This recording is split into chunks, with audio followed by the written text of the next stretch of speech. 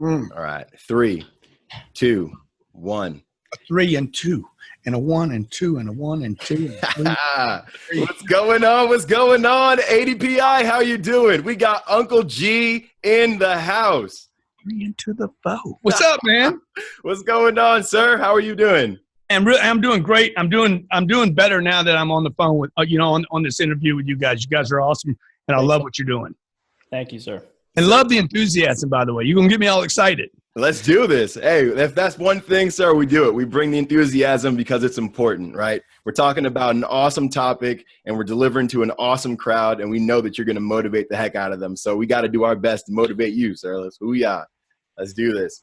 God, man, I remember 10X Growth Conference this past year. I cannot even believe it. That was so electric. Yeah. How were your seats? Did you have some good seats? I had great seats, and there were seats you gave me. I was in that hero section. That was awesome. Right. Dude, that's awesome, man. Oh, man. So what was the feedback? You know, I haven't really gotten a lot of, people tell me it was great, but I've not talked to someone directly, particularly the vets that were there that we offer. I think a couple thousand vets were there, the first responders, firemen, policemen. And by the way, I appreciate your duty so much, and your commitment to service. What was the event like for you guys? It was absolutely electric. I mean, just the fact, first of all, just being there, right, amongst 35,000 hungry, fiery entrepreneurs, that was awesome. But then just seeing all these amazing keynote speakers giving all this amazing advice. I mean, to me, it was absolutely intense. I had never, ever experienced anything like that before. Wow. So it was impressive. Who was your favorite speaker? That's going to be hard, but.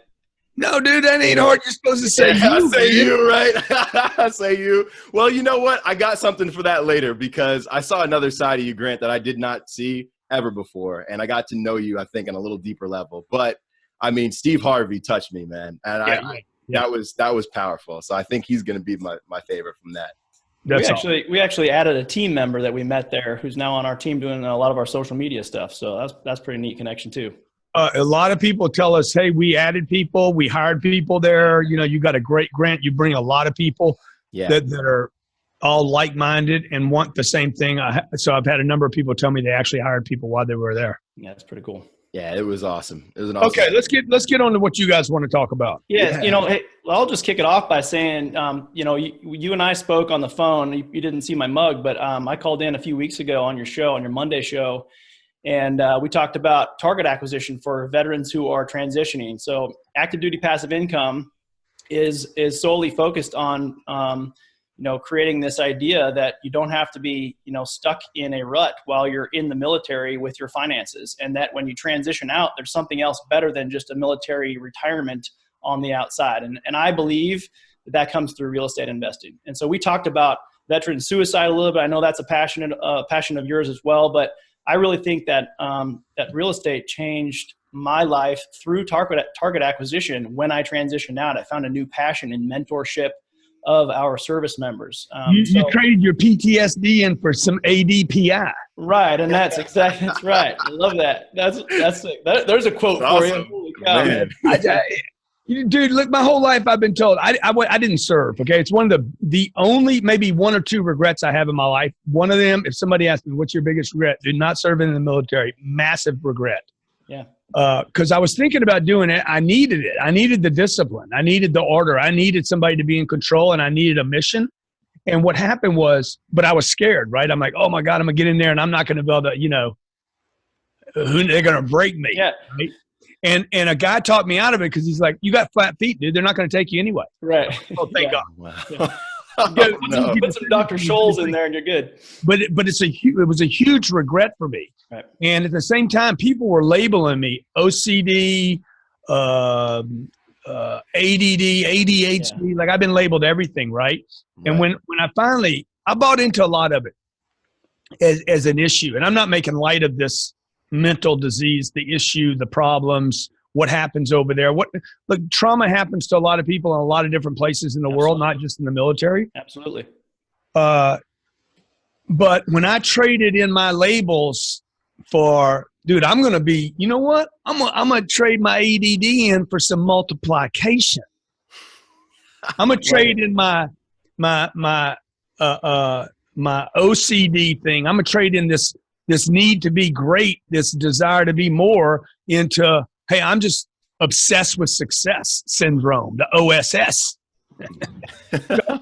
Putting labels on myself, right? So people have accused me my whole life of being too much, and I'm like, you know what? I'm gonna lean into too much, because I think it's people that are too little trying to make wrong of too much. So, that is so I like this. I'm trading in my PTSD for some ADPI. I love and for that. those of you that really truly have the PTSD, if you do have it, get you some ADPI to go with it, and then you got some PTSD with some ADPI, and you're gonna be bad to the bone. I love where your head's on that, and I got to say, you know, I was diagnosed with PTSD.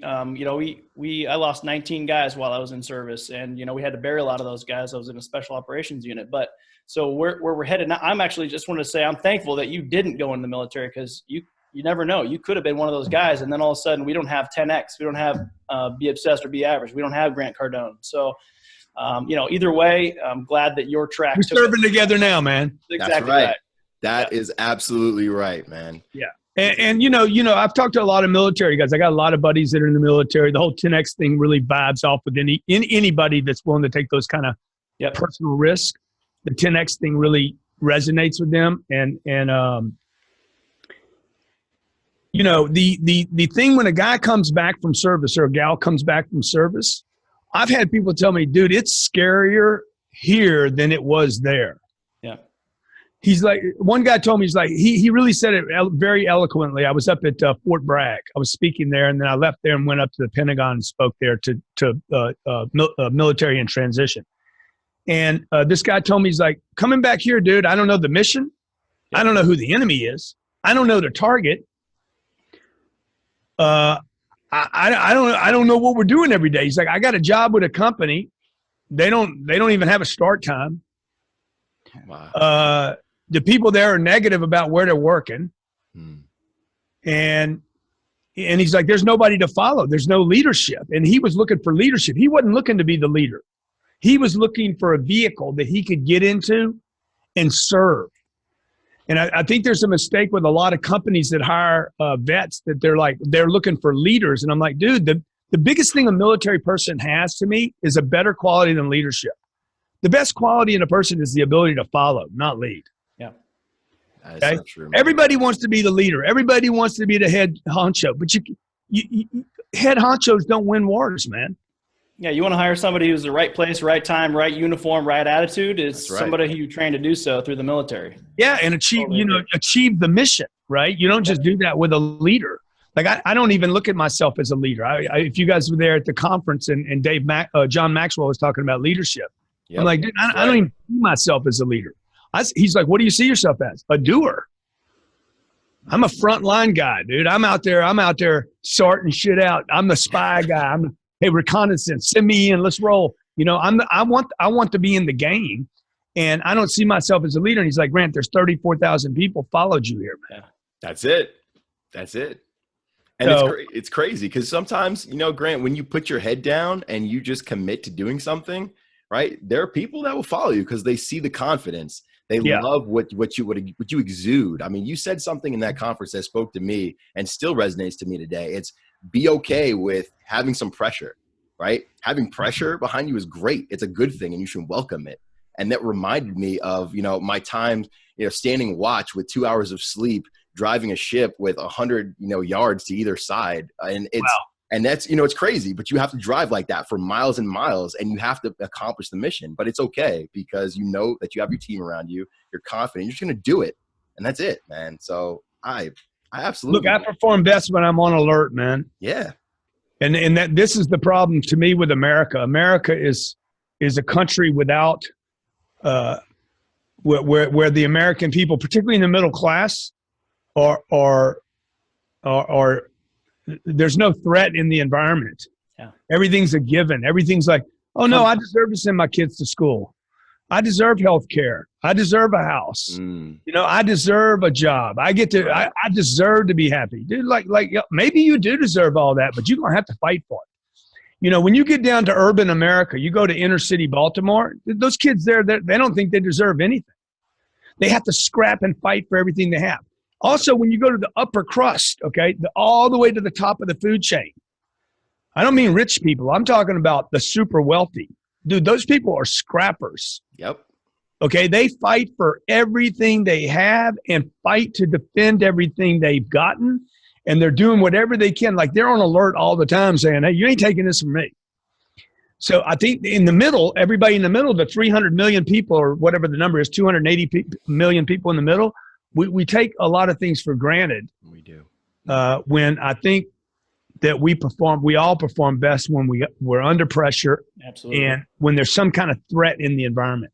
Yeah, and there's a great correlation between that and the military. The middle class you just described and the military, the way we interact. When we're under pressure, we perform. And the only things we can't control when we come home, the only things we don't have anymore are safety and control. When we're in service, we've got both of those things. Yeah. Right. So Grant, you mind if we ask you a little bit, just a very brief background and maybe how you learned to start investing in real estate? Yeah. So my dad died when I was 10 years old. And when my dad died, the next week, my mom sold the house that we were in. The house was paid for. My dad didn't believe in debt. He was a good dude, by the way. My dad, he was based on everything in the environment. He was a very successful guy. Right. So, I mean, if he was here today, I was 10 years old when he died. So, he would be 102 years old today. Amen. I'm 61. And, if we were sitting around today having a drink, we'd be having a scotch or something. He'd be like, man, dude, he's like, you took it to another level. Yeah, I believe that. And that'd be an awesome conversation to have with him. But, he died, I think it was a Thursday he died. Literally Monday or Tuesday, the house was listed and it was sold like 2 or 3 weeks later. Wow. It was gone. And it was paid for. So I didn't know it then, but now when I look back, I'm like, wow, man, that real estate, man, that house is not an asset. To my mom, that house was a liability. It was a threat. She sold the house. We downsized. We moved into the city. It was a great house on the lake in Lake Charles, Louisiana. And we moved across from a school, and which looked like a prison to me. Yeah, to most kids it does. Yeah. Yeah. To the parents, it's like, no, it's my freedom. Send them to prison. Yeah, exactly. And then that was a big message to me. That there's something about real estate I knew was special because my dad would shop it on the weekends. But then there was something I learned about. Wait a minute, that piece of real estate my mom had, which was premium real estate. It's probably worth $2 or $3 million today in Lake Charles, which is a huge number. Dang. My dad had finally achieved premium, unbelievable real estate, but my mom had to sell it the next day. Okay, so now that told me something. But it also told me something that my dad was looking at real estate all the time on the weekends, and he was a stockbroker. So I've kind of had this real estate bug in me in weird ways, right? Right. So when I was 27, 28, maybe 29 years old, I bought my first house. It was in Houston, Texas, a $78,000 house. I put $3,000 down, like most people, financed it with basically no money, told the bank I was going to live in it, turned around and rented it to somebody else. Now, what made you do that? Let me just interrupt you there. What made you do that? What light bulb came on and said, I need to rent this thing out? Well, because when I did the math, like I'm a math guy.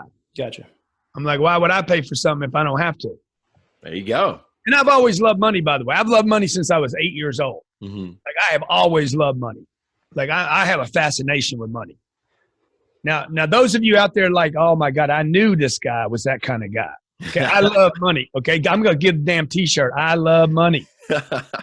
And I love money. By the way, I'm happier when I have more money.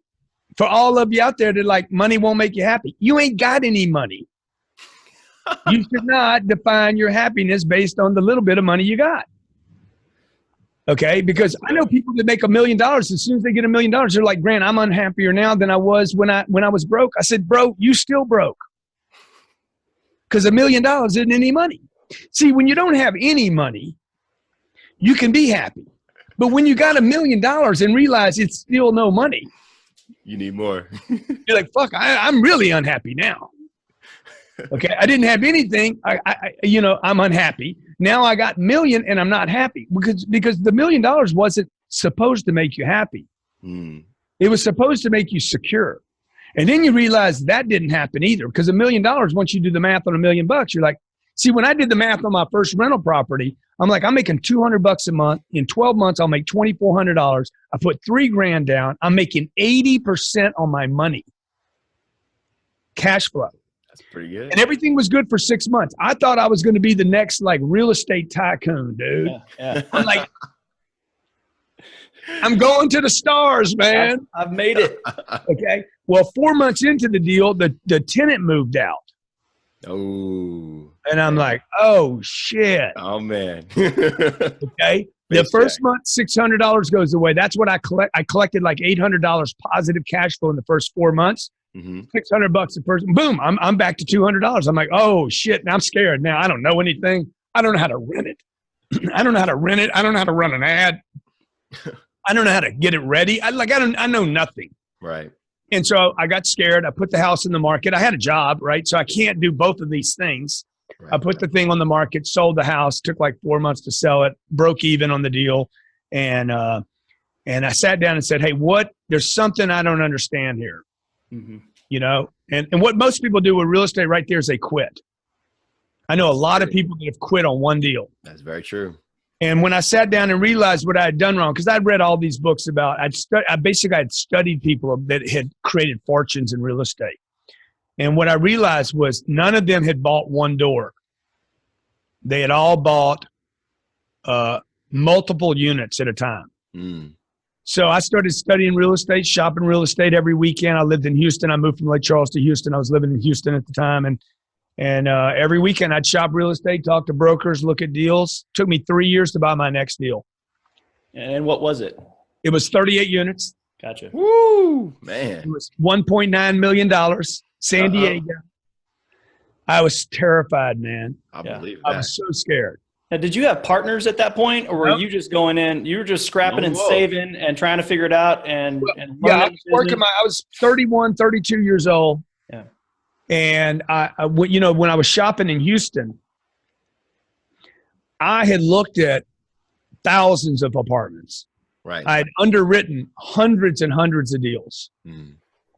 And I never bought anything because I had a little bit of money, by the way. I was making money at my job. I was working for myself from 29 to 31 or 32. I was working for myself. So I was starting to pack away some money. And I've always been extremely frugal, man. No belts, no cars. The only way I'm going to get an H belt, dude, one of those Hermes belts, even today, dude, you're going to have to give me that fucking belt for me. Because I ain't no way I'm going to spend $800 on a belt. Okay. I don't care. I don't know what tennis shoes do I have on right now. These shoes are $49, dude. I'm not buying any Jordans. Now, if you want to give me some Jordans, I'll buy them. All right. Okay. But so I was saving everything. I was working in a business that produced cash. And I knew that every time I could collect $1,000, I was going to be able to buy $3,000 or $4,000 worth of real estate. Right. Okay. Because of the leverage of the loan and with multifamily. So I was just stacking dough. And this deal cost me $350,000. I drove up, and it was Vista, California. The name of the place was Cedar Woods. I drove up. I said, "Oh, I'm buying this for sure." I knew it the second. This is a theme, by the way, that will then carry on for 30 years. Okay. As soon as I drove up, man, I said, "I'm buying this for sure." It was instant. It was not even the color was right. The location was right. The driveway was right.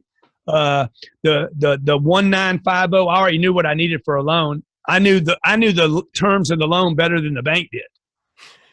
Yeah, because you had spent the last 3 years doing all this underwriting, preparing for the right thing. You just needed the right deal in the right market. And I needed the right amount of information. Yep. I needed the right amount of information with the right amount of courage, right?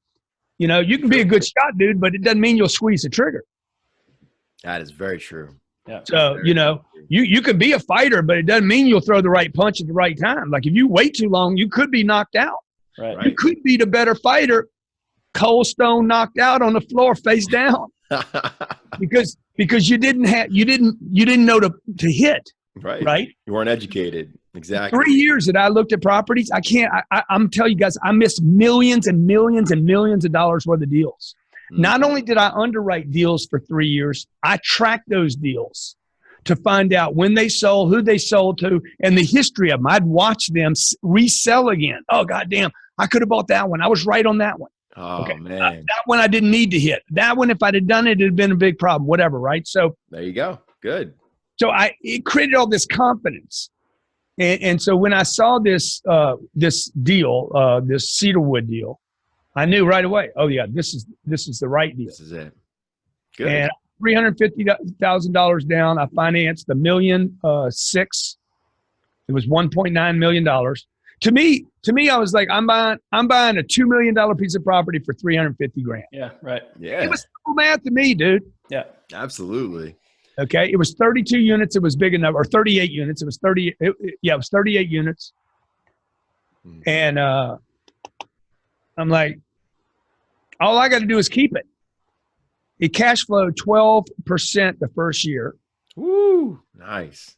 So my 350 made what, $42,000. So that was $3,500 a month. I was making new money. I'm like, dude, this is the biz, man. Crushing it, man. Yeah. So from there, you just let it steamroll. And then some dude comes along a little later and says, hey man, I want to buy your deal. And I'm like, how much?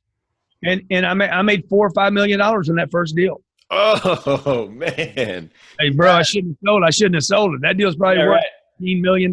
Probably. Yeah. But I know Vista. On top. That's awesome. But you know, hogs go to slaughter, man. True. Very true. And you took all of that, despite all the challenges that you faced throughout that process. I mean, you were able to, keep the fortitude, keep the determination, keep moving forward, and you found your deal. And you knew it when you found it. Well, I bought that deal. 30 days later, I bought another deal. Okay. 60 days later, I bought another deal. It was 38, 48, 92. Was that one good broker? Or was that you hustling and finding different deals? It was one broker, actually. It was a guy that worked for Marcus and Millichap, and I convinced him to come work for me. Awesome. And I gave him, check it out, I gave him 20% of the upside of the deals. Oh. There you go. So he's coming back to you going, A, he closed, and B, there's a huge upside for me, so I'm going to get this guy all my deals going forward. Oh, he had to manage the deals. He had to collect the dough, and if he stole one penny from me, I was going to break the agreement with him. When we sold those deals, I gave him 20% of everything above the 12 points. Yeah, so you want to talk about incentive. You guys listen to this. That's a nugget. What happened, dude? This guy, his name's Rudy Medina. Rudy, if you're listening, I hope you hear. Okay? Dumbass to the core. Okay, the guy quits calling me after 4 months showing me deals. I'm like, dude, why aren't you showing me deals? And he's like, well, man, the market's expensive now. This is 25 years ago in San Diego. Okay, I could have bought everything I looked at. Everything. I would be worth $1 billion today without exaggeration. He said, everything's overpriced, right? I hung up the phone with him. There was a guy sitting across from me. He's like, if I do the same thing for you that Rudy does, because Rudy thought I was done. I was just getting started. I own almost 6,000 apartments today. Wow. Okay. He thought I was done after 38, 48, 92, whatever that. You thought you were in retirement mode, but you're just gearing up. Yeah. Dude, I was in discovery mode. I was like an amoeba. Right. That is awesome. Well, Rudy sees you all over everywhere now, so. He probably does. Yeah. So the reason I'm telling you guys that is, look, real estate. I had my grades in college were like, they were so low. I had to pay $500 to get it changed a point so I could get out. Wow. Oh my goodness. All right. I hated college. I had a drug problem from 15 years old to 25 years old. I was broke at 25 years old.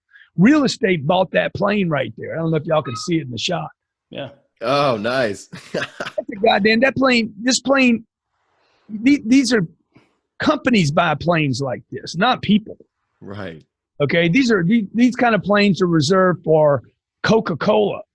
I mean, it's crazy shit, dude. Real estate. learning about that real estate for 3 years, not stopping on that first deal, learning about real estate. I don't care what kind of problems you got. Whatever mental disease you got, dude, whatever hang up you got, whatever fatigue problems you got, everybody's got a damn problem. Okay, I got a million problems, but I haven't let any of them stop me from doing this real estate game, and they won't. The real estate game is something anybody can play. You don't need money to do this deal. You need courage and you need knowledge. You bet. Man, that's right. That looks just like my plane 10 years from now. Dude, I'm going to sell you my plane. just the model or the real one? The real thing. I just couldn't get in the room, bro. I got your name on it. I'm going to put your name on a seat. It sounds good. Hey, let's do it. I'll be looking at you on the tarmac with your new bigger and better one. Yeah, with your 9,000 apartments, man. That is awesome, man. I have more than 9,000 apartments. 10 years from now, I guarantee you guys come back and interview me 10 years from now. Let's do it. Guarantee you I'll have over 20,000 units. Woo! So speaking of Mr. Cardone, what do you think the importance of having a role model is in this industry? A mentor, somebody you can look up to and kind of somebody that can help bring you up with them. Yeah, I think it's really important that you get rid of most of the mentors you have. Mm. You want to talk about? Yeah, elaborate on that one. Yeah. Everybody, y'all need to listen to me. Everybody's like, I need a mentor. I need somebody to mentor. No, you already got too many. Oh, wow. Okay. You guys listen to too many people, man. You need to find one. You can't follow 3 religions and be good at any one of them. Mm. Right? You got to decide. You're going to listen to me or Kiyosaki. What's his name? Kiyosaki, Robert, yeah. You going to listen to me or you going to listen to my boy Zell? Okay? Now Zell, there was a time when you can listen to, what's my boy's name? Zell, what is it? No. Sam Zell. Oh, Sam Zell, yeah. Mm-hmm. Dude, he's a bad man. I mean, he's a bad man. He's worth $4 or $5 billion, but he's not in acquisition mode anymore. Okay? Kiyosaki, he went from doing his rich dad, poor dad thing, Zell, right? Sam Zell. Yeah. He went from that to education, and he quit buying apartments. Like you got to look at where you're getting your data from, and you're getting it from somebody that is active in the market, doing deals, or somebody that's just talking about doing deals, that used to do deals, that's kind of on the sidelines right now. Interesting. Now, I want to listen. If I'm going to be a quarterback, dude, I want to listen to Tom Brady now while he's on the hunt. Dude's still hungry. Right? Now, I mean, if I got to listen to Tony Romo or I got to listen to Tom Brady, the fresher Tony Romo is to the game, the more I can learn from him. But if I'm going to take one of their advices, if I get data from 2 different points and it's counter, okay, one says do and one says don't, I'm not going to do anything because the information becomes a conflict. Right. So I remember, this has a lot. I get really excited about this because my uncle, I didn't know this, but my uncle, who I wanted so badly to be my mentor, I kept thinking, because my dad died, I'm like, man, I hope Uncle J.E. comes and helps me out some. He never came and helped me out. But I watched what he was doing, and it messed me up, dude, because he was buying Section 8 housing. And he believed you buy low and you sell high. You guys have heard that, right? Yep. Always. His whole career, he collected 40 houses. He was the wealthiest family member. So he's like the patriarch. Did they call the patriarchs? Is that the man or the woman? The patriarch's the man. The man, right? Yep. So he's the leader, not of his family, but all Cardones. Oh, wow. Okay. So every family's got that guy that's the godfather, right? Right. Yeah. And so this was my source of data. This was my point of stability. Section 8, government housing, $400 rents, rent basically to the lower echelon of the marketplace, people that have to get government support. And he bought 40 houses, dude. He's got to go collect the rents, right? That screwed me up. Now I'm reading books about guys like Donald Bren. Donald Bren is probably the richest real estate guy in America today. He started with multifamily in Orange County. He bought it, built it, like massive. He owns Orange County. Like he owns all of Orange County, John Wayne awesome. Airport, all that, dude. He's worth billions of dollars. I'm gonna look him up. That's the guy you need to study. Yeah. You can't study Donald Bren and my uncle and think that you're going to make a move. I was studying the wrong guys. That's how I ended up in that first house, man, with $3,000 down on a budget because I thought I was buying it low. And the way to make real money in real estate is to never sell it. Right. Never have the government involved in it. Dude, if the government's involved in it, it's garbage real estate. Okay, you want to own real estate that the wealthiest people in the world are bidding to buy. And so on mentorship, you guys need to decide who you're going to study, man. Who you're going to study. You're going to study millionaires, or you're going to study people that don't worry about money anymore. That's a solid point. That's because millionaires worry about their money. Yeah, right. We all know a millionaire that's so tight. They squeeze the eagles scream off a quarter. That's so true. That is so true. And you know, you highlight a really important point because, you know, I mean, I love it when you were talking about the folks that are not hungry anymore, right? They just go into hiding or they're not really in the game anymore. So they talk about what they used to be. Yeah. But the game changes all the time. I mean, no one tells you that. No one needs to tell you that, Grant, right? It always changes. So if you're going after someone who's still in the game, who's still hustling, you know, the information that you're getting is fresh, and that's valuable. That's more valuable than, you know, some wisdom. I negotiated a deal yesterday. It was a $140 million deal. Woo, nice. Yesterday. Today or yesterday? What did I say? Yeah, yesterday. I was on the deal last night, 6 o'clock at night. I'm like, dude, I'm tired of getting beat up in these deals every time, you know? but you know, and he's like, Grant, you're in control of a $140 million deal. Yeah. I said, yeah, you're right. Hold on a second. Let me call you back. Let me come to my senses and call you back. I was getting all jacked up about what the guy, they wanted $400,000. There was $400,000 we were fighting over. Now I know that seems like a lot of money, and it is a lot of money. But when you're doing a deal for $140 million, that's nothing. Okay, $400,000 should not mess up this deal one way or the other. My ego was getting tied up, and all that old messaging about, oh no, you can't pay the $400,000. They need to pay it. Yeah. Okay, you need to beat them here. No, dude, you need to get control of this deal. Right. And I'm reminded myself of probably one of the smartest things I've ever heard in real estate was, you can't make money on a deal you don't own. Yeah, that's right. You don't own it. Dude, you don't own it. You can't make money. We've all played Monopoly before, and you're like, dude, as soon as somebody gets Park Place in Broadway, you're like, God damn it. That's so true. And that's always my 9-year-old son. Uh-huh. Oh, man. 9-year-old son schooling daddy has a Monopoly? Yeah, what? That's cool, man. Grant, yeah, so a lot of that is, it comes down to me, what you were speaking about, it sounds like focus. So on mentorship, and when you're going into something, picking one path, picking one person, picking one system, without all the squirrels out there, you're just focusing on one thing and leveraging the momentum and just keep going. Never quit, never stop. Yeah, exactly. I mean, what animal of the jungle do you want to study? Yeah. You know, you brought up the squirrel. Is it the squirrel, the monkey, the lion, the tiger, the jaguar? I mean, pick one, dude. Maybe it's a whale. I don't know. Whale's an animal. I like whales. They eat krill.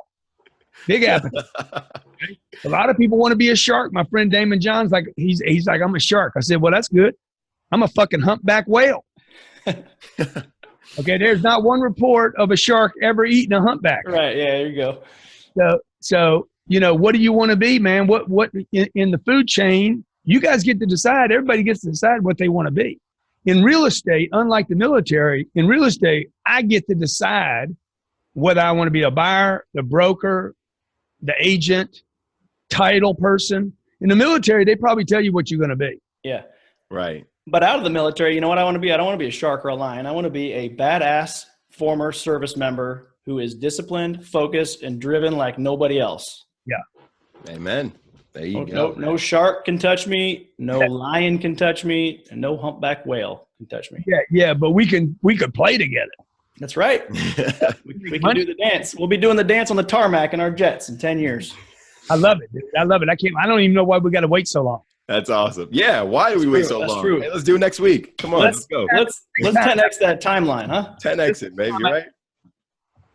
So Grant, what's that to your left, man? I see you got something a little sign up there. Is that your Cardone University? Now, this right here is our real estate home study course. Word.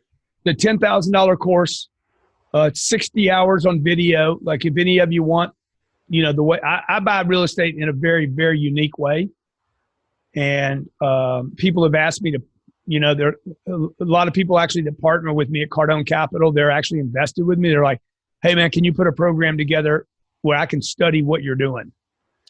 And so this was shot, I think it's 60 plus hours of video, audio program, home study course, our due diligence, our LOI, our PL, our purchase and sale agreements, resource manuals, brokers all over the countries I've done deals with. So because one of the hardest things with real estate is who do I even call to get a deal? Sure. That's true. What's the right deal? What's the right size deal? Where does the money come from? Where do the lenders come from? How do I raise money? So I've done all that stuff. When I didn't have money to do a deal, I've raised money to do deals. I raised $180 million in 18 months. Woo, nice. Using Facebook and Instagram. So, outstanding. Is Cardone Capital? So is that a Reg A plus? Is that a fund that you can? Yeah, it's Reg A plus, and it's also Reg D. So accredited. So either one accredited. Sure. Now, for any of your peeps, man, any of your peeps that they don't have 10 grand sitting around, they don't want to invest that. If you go, you can grab this book for free. Right. I don't know if you guys could see this, but yeah, you're giving it away, just cost of shipping, right? And then, or you can get it on Amazon too. Yeah. You can go to Amazon and buy it there. They'll take you $17. Word. We'll have links to that in the show notes page, guys. So make sure you check that out. Yeah, I think it's cardonecapital.com/book. Okay. Right on. Perfect. It tells you the perfect size first deal that you should buy and how to evaluate it. It's an awesome, easy read for starting a real estate person. So another thing, so while we're on that topic, I think that it's interesting. Our audience is very actively engaged most of the time, right? So you have either veterans or active duty people. And so active duty passive income, is kind of the premise of you got a W-2 and it's serving our country, right? So investing in, say, a Reg A plus or obviously military members aren't going to qualify for as an accredited investor unless they got a side hustle going. But I feel like that passive side of it, being an investor, just to get past that point of I need to invest in something. I need to do something. I need to get some return, some experience, right? Well, you should. I mean, I think that I created Cardone Capital for Reg A investors. I had been collecting money from wealthy people for, the last 5 or 6 years. My buddies that actually don't need money, but they're like, dude, I don't have time. I'm making, these guys are making a lot of money. And they're like, I don't have time to do these real estate deals. Can I throw $1 million in with you here or 200 grand there or whatever? I'm like, yeah, sure. So I created the Reg A for people actually have family members that don't qualify to invest with me in my Reg D fund. Yep. So we created Reg A. So employees that work for me, they don't make 200 grand a year, but they wanted to invest with me, right? It's a great way to show employees an opportunity for their money to start earning money. These real estate deals, while everybody can learn about real estate, not everybody's got the time to go do them. Very exactly. True. Yeah. Very true. So if you're, you got 2 kids at home and you're a single mother, you're waiting tables or you're a teacher or nurse, the last thing, you're not going to get home, put 2 kids, feed them, put them down, and then have time to go flip a house or whatever it is. Yeah, can't do that. Not real. So really, I created that fund for a guy told me one day, he's like, your mother, my mom was my best friend. Your mother couldn't even invest in the funds you have set up. And I'm like, that's a damn shame. How did that hit you when you heard that? Man, wow. It crushed me, bro. It crushed me because I remember when I was 10 years old, my mom always being fearful after my dad died of somebody taking advantage of her. Yeah. Mm. And even when she would call my dad was a stockbroker, she would call Bobby at the stockbroker. Hey, Bobby, what should I buy? She was worried Bobby was taking advantage of her. Yeah. So you create. My mom basically my mom never invested in real estate. She knew it would be a good thing, but she didn't know how to do it. Yeah, she didn't know what your dad knew. She didn't know how am I going to go collect the rents? This is a 1968 woman. This is back when women, it's a different deal. They were housewives and mothers. But even today, like my wife's sister, she bought a fourplex in Oakland and then found out she couldn't collect the rents. Wow, man. So the passion behind Cardone Capital was really from thinking of your mom's ability to invest and to make money work for her. I got a lot of buddies that are ex-military. I got police friends. I got firemen. I know 34,000 people came to that stadium. 33,000 of them are not accredited. Yep. That's true. I got people screaming at me saying, dude, you say you're all for the little guy, but you only take money from your rich friends. And so that's really why we opened that fund up. Yeah, it makes sense. And it was it's been an interesting journey for me too, because the SEC did not want me to have the ability to raise money from everyday people. Right. Not that the SEC doesn't want me to have that ability. It's really Wall Street doesn't want me to have it. Yeah. Yeah. And Wall Street is who dictates the SEC. That makes sense. All that capital sitting up there. Yeah. For our listeners who don't understand what Reg A Plus is, it's basically just you have to be more transparent on the front side with the SEC on what you're doing, what the fund is, what you're investing in, everything up front, so that people who are not accredited or not sophisticated investors can invest with smaller money. So you think of it as crowdfunding, essentially, right? Exactly. Smaller pools of money. So just wanted to clarify that for our audience. Yeah. And it's interesting because when we filed with the SEC and explained our story to them, they're like, well, wait a minute, explain this again. You buy the deal. I said, look, man, guys, I'm not raising money and buying deals. Yep. I buy the deal with my own money. Exactly. Yeah. And then I fill it up with renters. I've already got a loan. It's already cash flowing. Then we let people come in. Yep. Right. Yeah, it makes sense. These are massive deals. Like that deal I told you I was negotiating last night. It's $140 million. That deal, I will put $50 million down of my money. Wow. I'm going to finance $91 million. Remember my first deal? My first deal was $350,000 down. Yeah, exactly. For a $1.9 million deal. Remember what I said a few minutes ago about me and this guy arguing about $400,000? Yeah, right. Yeah. That's crazy. Arguing about more money than my first deal cost in a down payment. Right. But you can't make money on a deal you don't own. Can't make money on a deal you don't own. And I got 2 people trying to buy this deal right now. All right. Yeah. So I'll put the $50 million down. We'll close the loan, close the property, make sure it cash flows, and then we'll announce, hey, would you like to invest with me? At which point, somebody with $5,000 could fill out the paperwork, tell me that they're non-accredited, and check all the boxes. It's at cardonecapital.com. They could send in their $5,000. Then we'll decide whether we want them to be in our deal or not. And if we say no, then we send them the money back. One thing you got to have to invest with me is you got to have a good attitude. Yeah, no doubt. Yeah, because I was on the phone with a guy yesterday. I'm like, dude, don't do this with me. Yeah. Too many questions, bro. Yeah. Too many questions, right? Well, that's one of the drawbacks of a Reg A Plus or even a 506B when you're taking sophisticated investors, non-accredited, is that they may be asking a lot more questions. There's nothing wrong with asking questions. Don't get me wrong. It's just for the X amount of dollars they put into the deal, it's your whole team is answering questions for them day in, day out, and it's investor relations is tough. Yeah, and I'm willing to do that, but like I keep telling the guy, I'm like, God, look, go read what you got to read, dude. Yeah, true. That's so true. You want to just spend time with my team on the phone, that's fine, but you need to go get your own confidence. I don't want people coming into the fund. First of all, I don't want your last 5,000. Yeah, absolutely.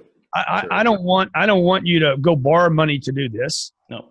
But people should, unfortunately in America, this is what I found out in the last 8 months. The real estate that most Americans invest in is the leftovers. It's the garbage. Mm. I didn't even know this the first 10 or 15 years I was buying real estate. Most of the real estate being purchased for flips wholesaling, and even income property. Most of it is the what nobody at the top of the food chain wants. Yeah, so smaller margins, less meat on the bone. Been sitting on LoopNet for 9 months. Nobody wants it. Still a bad deal. That type of thing. Yeah. Or there might be a lot of meat on the bone. Appears to be a lot of meat on the bone, but some of that meat has got some toxicity in it.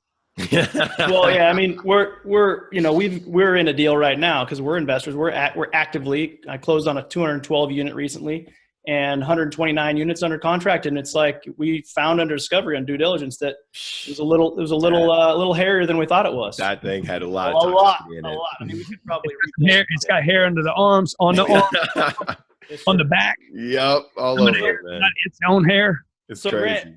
Grant, talking about barrier to entry, I love that the Reg A Plus gives guys, especially guys like our community, the 2 million veterans and active duty service members out there, gives them a lower barrier to entry. So the Reg A Plus is great. Same reason that we wrote this book, Military House Hacking. It's really just a way to get our service members to start thinking about taking that action. Just, you can do it, and here's how you can do it, and it's not that scary. We really simplify the process. So low barrier to entry for guys who have an active job.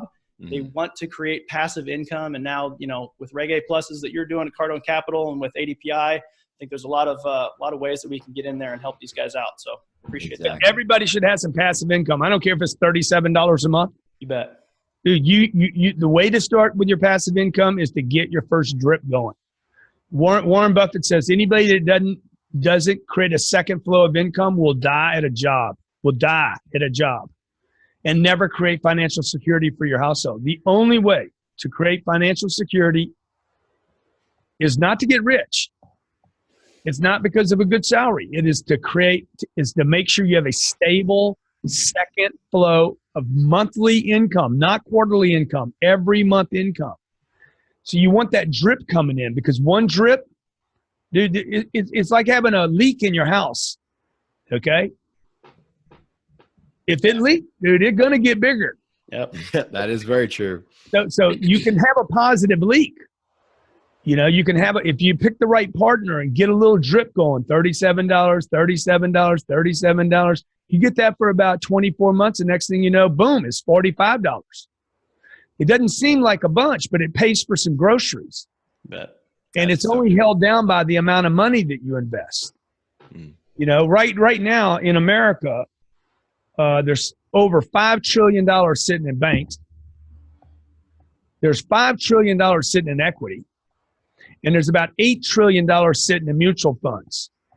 None of that money is paying people on a monthly basis. Nope. That's some $18 trillion sitting dead that should be invested. Shouldn't be equity in your house. Nobody watching this show right now should own a home in America. I've heard you say that a lot of times. Nobody. Yep. It doesn't pay you, dude. The only thing you should have money in is something that pays you. You shouldn't have money in the bank. They don't pay you. And you shouldn't have money in mutual funds, because when this thing rolls over, okay, you're gonna lose your money. You should only be in investments. The only advice I would give Americans today, particularly a vet, man, you've already paid too big a price, guys. That's so true, man. The only thing you should have your money in is real assets that produce cash flow on a monthly basis. That is so true. Absolutely true, man. And simultaneously converting employment income to investment income. Totally. Yeah, right. Just keep it building. Keep it building. And with the goal that your passive income is greater than your earned income. You bet. Right. Exactly. You can fire your boss. That is so true. Grant, man, there's so many awesome nuggets, man. One last thing I really want to talk about, because I know this is going to hit home for a lot of our, either dual military or military out there with spouses. Can you just talk real quick, right, to the importance of having a cohesive unit at home?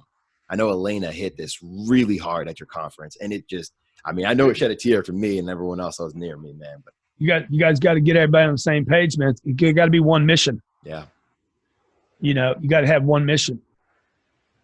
you know, and you got to get rid of everything that's deterrent to the mission. You know, you wouldn't, you know, you don't go on a military campaign to buy a house. Like, you sell everything, dude. You sell everything, and you put all your investment in food, water, and ammo and equipment. America is we don't have any equipment, dude, to fight anything. Everybody runs to their house. You know, it's interesting to me when 9/11 happened. When you guys went over there and you freaking geared up, you know what most Americans did? They went and bought a house. If you look at the spike of housing in America, right after 9/11, housing spiked in this country. It wasn't because interest rates went down. It's because Americans took their money out of the banks and said, shit, if we're going down, I'm going to do it just with the family. We're going to have our little fence, our little welcome mat, my little neighborhood, my little bullshit. You guys are out there busting your ass in the heat, freaking, you know, ducking bullets, scared shitless, and Americans all over this country that aren't serving are buying a bigger house. It was completely ridiculous. Wow. When we should have been investing in our businesses and investing in marketing and investing in advertising, exteriorizing with our money. See, that's what you should be doing with money. You should be pushing money out so that more money comes in. And the reason Americans own homes today is because the banks sold this idea to you guys after World War II. Okay, Americans were coming back from the longest war we'd had, and the banks are like, whoa, dude, this is going to be ugly, man. All these guys are coming back. We need to loan some money out because the war is over. Because they made a bunch of money in the war. Now we need, well, what are we going to do? Dude, we need to give them loans. We need to get them boys and girls loans. Yeah. And the American dream was created in America, and it was called a home. Mm-hmm. And they put you down at 2525 10th Street. And they said, this is your home. You can get this home with no money down. Right. And now become an employee and you got a pension. And yeah, absolutely. Exactly. And they locked America down. Who made all the money on the housing industry? The banks did, man. The banks made 6% a year. Yep. So in 30 years, they're going to make 1,800% on that house. So your question, right, is, hey, how do I get everybody on the same page? Yeah.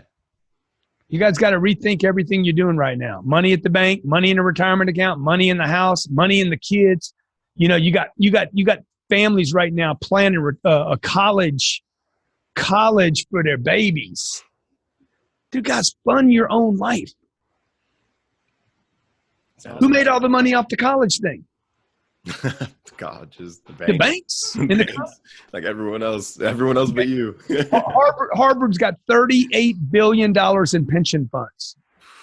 You know what they put all their money in? Oh my goodness. Income property. Okay, if you go on a Google map right now and look at the University of Harvard, then I want you to take in like 6 miles around Harvard University, look up who owns all that property, man. Oh, no way. Wow. Guess who owns it? That is wild. The Harvard Pension Fund. Man, that is so crazy. Crazy, dude. Guys. Okay. The bank. I'm going to end with this last thing, man. Get your wife on the same page. You guys got to get your wife on the same page, okay? Check this out. The Bank of America will lend you money to buy an apartment deal, but they will not lend you money to buy Bank of America stock. That is so true. Now, which one do they believe in the most? Okay, rather than a vet buying their own home, they should be looking for 16 units to buy. Buy 16 units and rent where you live. Go rent at some nice place where there's security, a nice swimming pool that you don't have to clean up yourself, by the way. Get you a swanky ass place, man. Get you the nicest, securest, best neighborhood, best schools. And if they don't treat you right, then move out after 12 months. Well, and then go to another nice swanky place. Man, apartments are a great deal. Right. And then take all the money that you would spend on a house and go invest in real estate that will pay you and your family and your grandkids. That's right. Long after that you can produce money. Yeah, that is fair, man. That's absolutely fair, you know, or at the very least, because it's that mindset, right? That you feel like you got to establish your home. Like, and it's not a home yet. You're still transitioning. You're still moving place to place. It's a house, right? It's just a place of shelter. So either rent or use your VA loan to grab a 4-unit. Like, don't just go in and grab one, grab a bunch, right? Yeah. Plant that 10X your mindset, 10X your success, think long-term, grab as much as you can, and then just keep moving forward. That is awesome, Grant. So many awesome nuggets, man. Thank you so much. This has been a anytime you guys want to do this again, man, I got a busy schedule, but I'll do anything for you. Hey, we're actually looking forward to having Mrs. Cardone on too. I think we're working on that, getting that scheduled. But she's going to have an amazing impact on not only military spouses, but females in the military and out, and just everybody who's looking to build an empire. So we're excited about that. She's awesome, man. She's an awesome chick. Ask her if I'm really 10X though. Okay, make sure you. Okay. All right, we will. We'll do. So, all right, Grant, how can our folks get in contact with you, man? Just tell them to grab the book, man. Tell them to grab the book, and then we'll follow up from there. Grant Cardone or CardoneCapital.com/book. Outstanding. All right, guys, you heard it here.